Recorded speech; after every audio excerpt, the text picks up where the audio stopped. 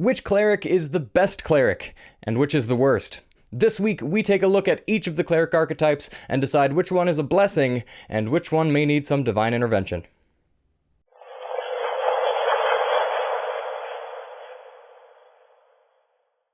Hello players and GMs, I am Reese, and welcome to another video by Jetpack7.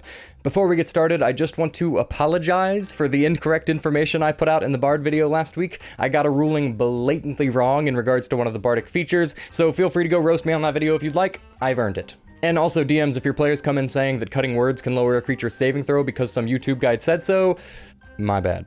And as always, be sure to like, comment, subscribe, and hit the notification bell. Your support has been helping us out greatly. So last week, as I said, I ranked all of the Bard archetypes other than the College of Eloquence, which apparently came out literally the day before I uploaded the video. This week, as promised, I am ranking all 12 of the cleric domains from worst to best.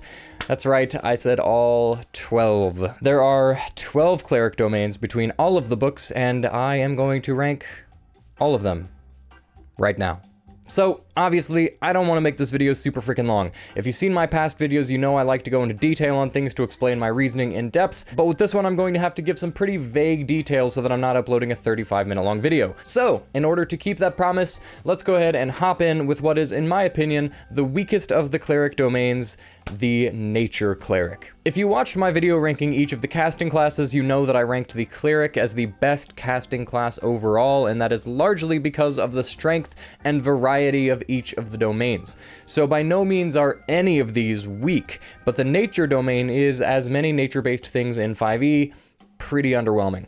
The domain spells aren't fantastic with spells like Animal Friendship, Plant Growth, and Tree Stride. You get to pick a Druid cantrip at the beginning, which is cool. You get 2 additional Channel Divinity options, the first being that you can charm nearby beasts and plants, the second being a reaction to give a creature resistance to acid, cold, fire, lightning, or thunder damage for that 1 instance of damage.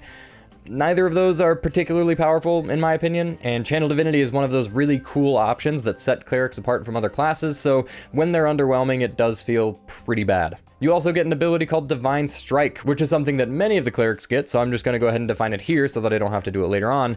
Divine Strike allows you to add a d8 of damage to one of your attacks that hits once per turn, increasing to 2d8 at 14th level. For the Nature Cleric, the bonus damage can be either cold, fire, or lightning. Now, the capstone is pretty cool thematically, but kind of weak in practice. The beasts and plants you charm with your Channel Divinity can be controlled as a bonus action.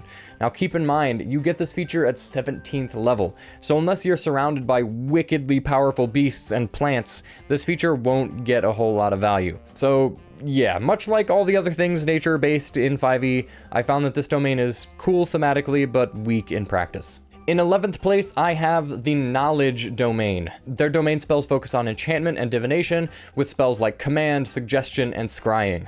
Early on, it gives proficiency and essentially expertise in a couple of the intelligence skills, which is nice, but kind of meh on a wisdom-based class. This one also gets 2 Channel Divinity options, the first allowing you to cast a 10-minute ritual to gain a skill or tool proficiency for 10 minutes, which is interesting, I guess.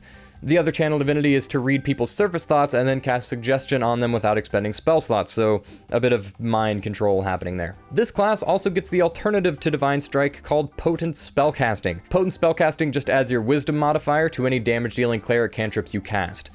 All the cleric options that don't have Divine Strike have Potent Spellcasting, which is, in my opinion, just better, because clerics don't really want to run up and hit stuff too much. The capstone is that you can do these cool magical detective readings of objects or areas. You can focus on the thing you're trying to get information from and obtain bits like previous owners, fights that happen in the area, stuff like that. So nothing too strong, a lot of cool thematic ideas once again, but in practice it ends up being pretty weak. In 10th place, I have the War Cleric. When I was first writing this video, I had this domain all the way at 6th, but the more I thought about it, it just doesn't belong there. I had it so far up because it seemed to be the first one that actually encouraged you to build into combat stats instead of wisdom, but then I realized that it is even worse about encouraging thin stat spreads than the other domains. It does get some pretty solid domain spells like Shield of Faith, Spirit Guardians, and Hold Monster, as well as proficiency with heavy armor and martial weapons. The feature that threw me off was the very first one that allows you to make a bonus action attack when you use your action to attack. My first thought was, oh cool, basically just extra attack, but with more resource commitment, which makes sense for a cleric, but that's just not the case, because you can only do that a number of times equal to your wisdom modifier.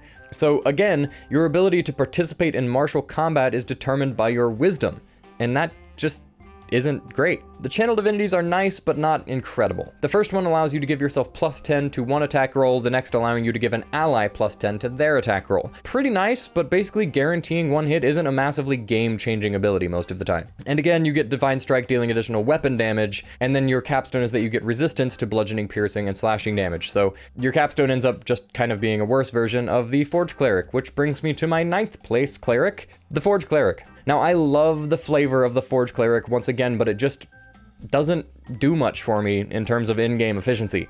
It gets some pretty cool spells like Identify, Wall of Fire, and Animate Objects, and to start, you gain proficiency with Heavy Armor and Smith's Tools, and you can essentially give a weapon or piece of armor +1 for the day once per day. That's pretty good. Your channel divinity allows you to spend an hour to create a non-magical object worth no more than 100 gold, as long as it has some metal in it. This seems like more of a money saver than anything else, but even then I didn't really see a super practical use for it other than maybe making money for the party by selling the objects you make. Eventually you do gain resistance to fire damage and +1 AC, which is nice, and then again you get Divine Strike dealing fire damage, and by 17th level you gain immunity to fire damage and resistance to bludgeoning, piercing, and slashing. So the Forge Cleric is a bit of a tank, but again, I'm just not a huge fan of a cleric being encouraged to hit stuff when they don't even get extra attack. The only reason I like this domain is because it gives your healer some additional survivability, which is great, but I don't think that was really the intention with those features.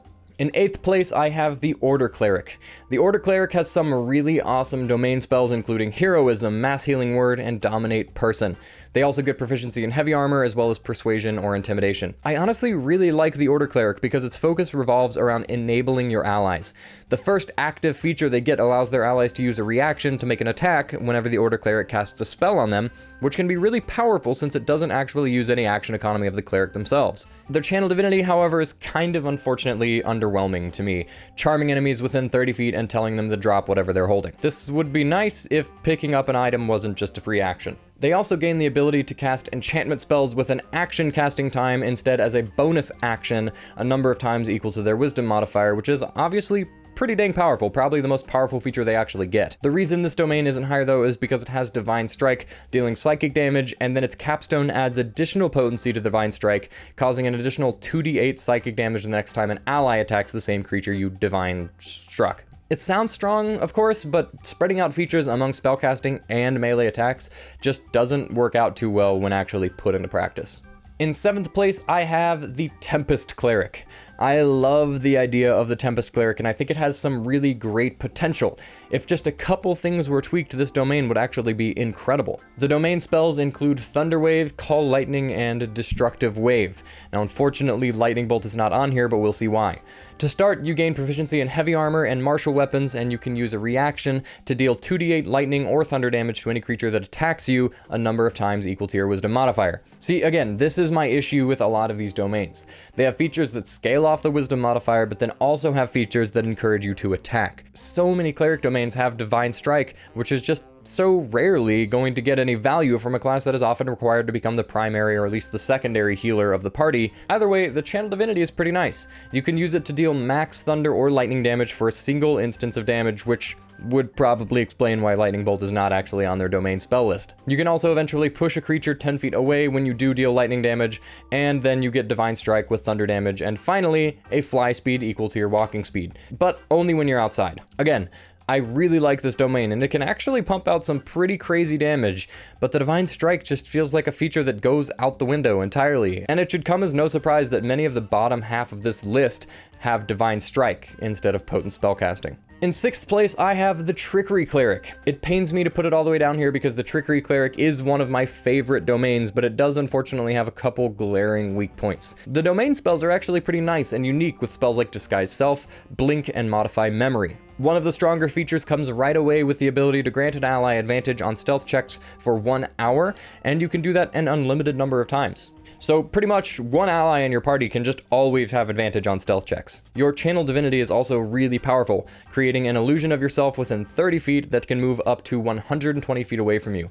But what's really crazy about this illusion is that you can also cast spells from it, and when both you and the illusion are within 5 feet of an enemy, your attacks against that enemy have advantage. Pairs pretty well with something like Inflict Wounds. You get an additional Channel Divinity at 6th level that allows you to turn invisible until the end of your next turn or until you attack or cast a spell.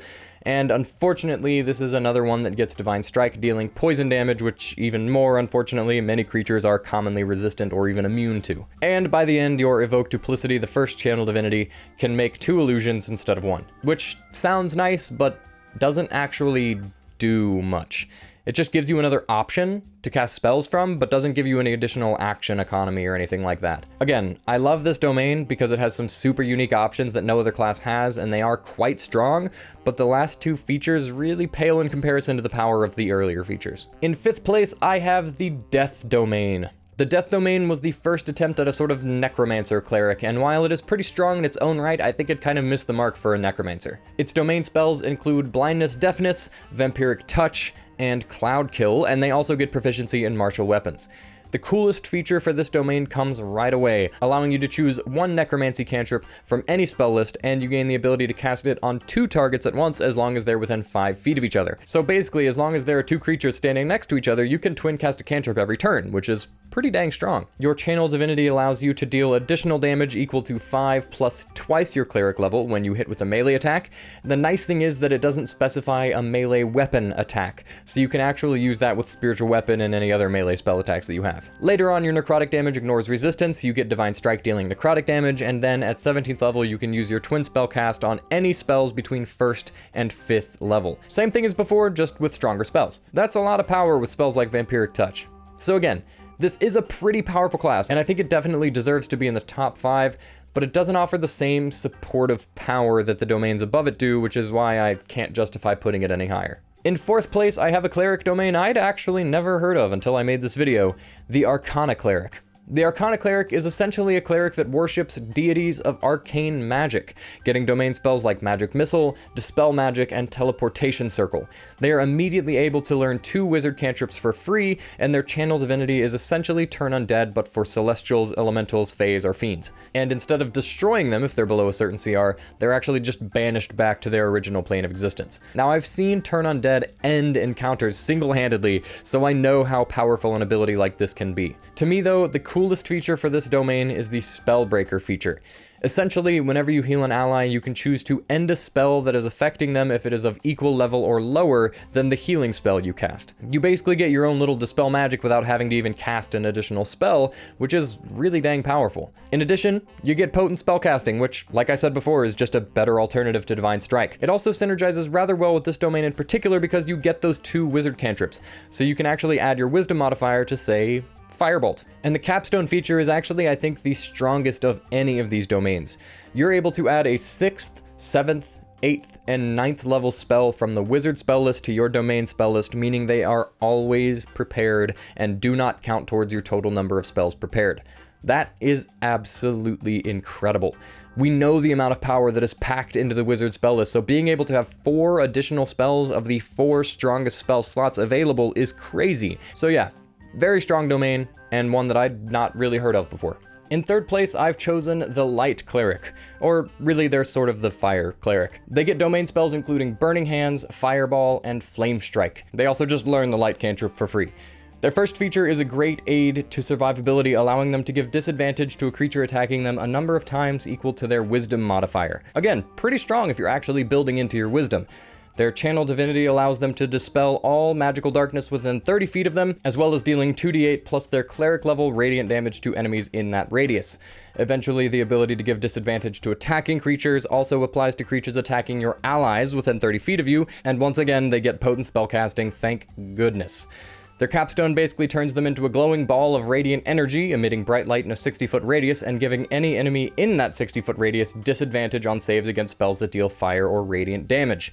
That's pretty insane when you have Fireball and Flame Strike just added to your spellbook for free. I don't think the Light Cleric gets enough love for how truly powerful it is. Sure, it doesn't give any bonuses to its healing, but the utility it provides paired with some massive damage potential is seriously no joke. And now we've made it to the final two, and some people might be surprised to hear that my second place Cleric domain is the Life Cleric. I know what you're saying, their healing is insane, and well, you're right, it is insane. They can heal more than any other cleric by a mile. They get spells like Cure Wounds, Revivify, and Mass Cure Wounds as domain spells, as well as heavy armor proficiency. Right away, their healing spells already heal for an additional 2, plus the spell's level, and their Channel Divinity gives them a pool of healing points equal to 5 times their cleric level that they can distribute to any of their allies within 30 feet. The only limit is that it can only heal allies up to half of their maximum HP, so it's kind of a last-ditch effort sort of thing. Later on, they also heal themselves for 2 plus the spell's level whenever they heal an ally, and then they get this wicked capstone that just straight up makes their healing always heal for the maximum amount possible. Again, an absolutely insane domain. There is no denying that. But they also, once again, get this thing called Divine Strike. Now, I'm not saying that's the only reason I put this in second instead of first, but it is definitely a contributing factor. Regardless, if you want to play a pure healer that will make your party extremely durable, this is absolutely the domain for you. And in first place, we have a cleric that to me is just the perfect balance of healing, keeping your party alive, and enhancing their abilities. The best cleric domain in 5e has to be the Grave Cleric. The Grave Cleric gets domain spells including Bane, Revivify, and Raise Dead. This domain focuses a lot on keeping your party alive. Not necessarily healing them to max like the Life Cleric, but preventing them from dying. This is shown by the first feature, which makes all of your healing on a target with 0 HP automatically roll maximum. In addition, they get the Spare the Dying cantrip, and it gains a range of 30 feet, and they can cast it as a bonus action. Already, just with those, this domain makes a case for being the strongest in the game. Any DM knows that while yes, healing is strong, the reason healing is such a pain in the neck for DMs is because of how much you can keep just popping up your party members. The Grave Cleric is by far the best character in the game at doing just that.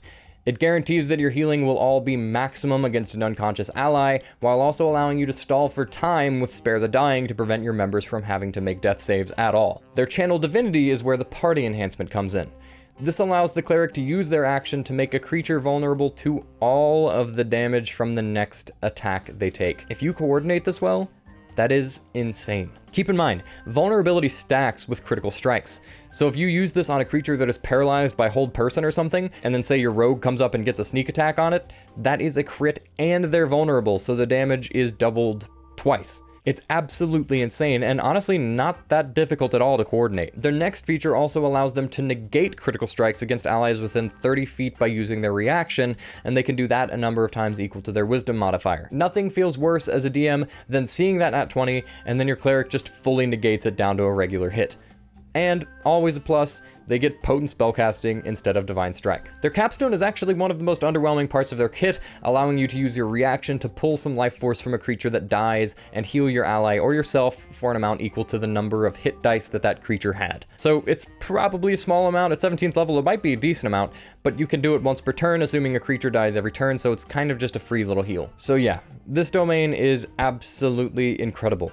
I think it does everything the cleric should do and more, which allows me to confidently say that it is the best cleric domain in 5th edition. Whew!